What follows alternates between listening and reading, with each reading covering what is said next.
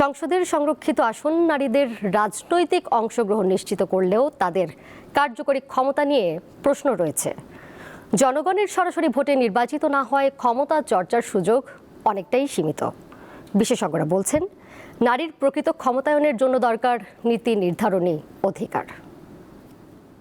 সংসদে নারীর অংশগ্রহণ বাড়াতে সংরক্ষিত নারী আসনের ব্যবস্থা, কিন্তু সবচেয়ে বেশি যে প্রশ্নটি ওঠে সেটি হলো, এই আসন নারীদের সত্যি কি ক্ষমতায়িত করছে, নাকি তারা থেকে যাচ্ছেন শুধুমাত্র সংখ্যার হিসেবে? মাঠ পর্যায়ে নির্বাচিত এমপিদের সঙ্গে দ্বন্দ্ব, নির্দিষ্ট এলাকার না থাকা, সব মিলিয়ে কতটা কার্যকর তাদের ভূমিকা? সশ্রদ্ধ চিত্তে শপথ। জাতীয় সংসদের সংরক্ষিত আসন নারীদের ক্ষমতা কেন্দ্রিক রাজনীতিতে প্রবেশের দুয়ার খুলে দিয়েছে। এর মাধ্যমে জাতীয় পর্যায়ে অবস্থান সৃষ্টির সুযোগ পাচ্ছেন তারা, এমনটাই মনে করেন ত্রয়োদশ জাতীয় সংসদের বিএনপি দলীয় এই সদস্য। এই কাজের পরিধি করে শেষ করা যাবে না, বলে শেষ করা যাবে না যদি কেউ কাজ করতে চায়। এখানে মাইন্ডসেটটার একটা ব্যাপার থাকে, পুরুষরা মনে করে যে না, আমরা তো এই ভোটটা নিয়ে আসছি। আইনগতভাবে সংরক্ষিত নারী এমপিরা নির্বাচিত এমপিদের মতোই সুযোগ সুবিধা পান, তবে জনস্বার্থে তাদের দৃশ্যমান ভূমিকা কেন কম?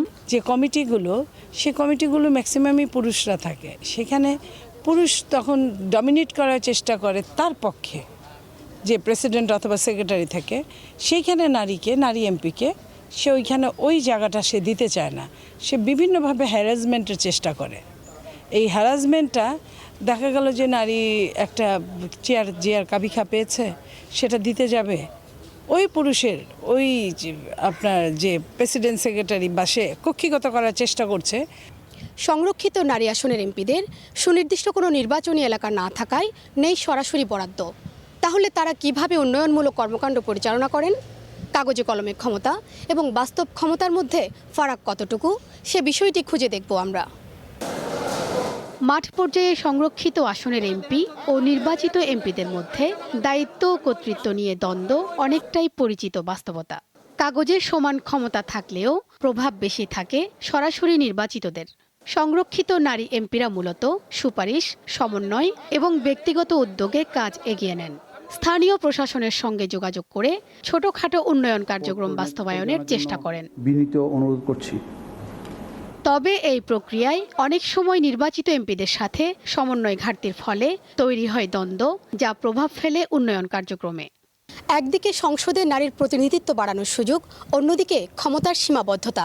এই দ্বৈত বাস্তবতায় সংরক্ষিত নারী আসনের কার্যকারিতা নিয়ে প্রশ্ন থেকেই যাচ্ছে।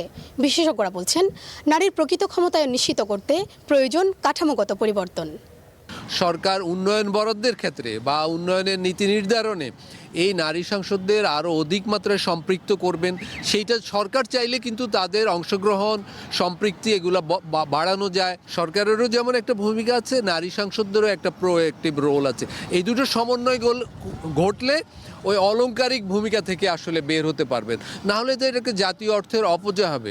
বিশেষজ্ঞদের মতে, নারীদের জন্য সংরক্ষিত আসনে সরাসরি নির্বাচনের ব্যবস্থা হলে সত্যিকার অর্থেই তাদের ক্ষমতায়ন ঘটবে। আমি বাংলাদেশের প্রতি। শিউলি শবনম, দীপ্ত সংবাদ, ঢাকা।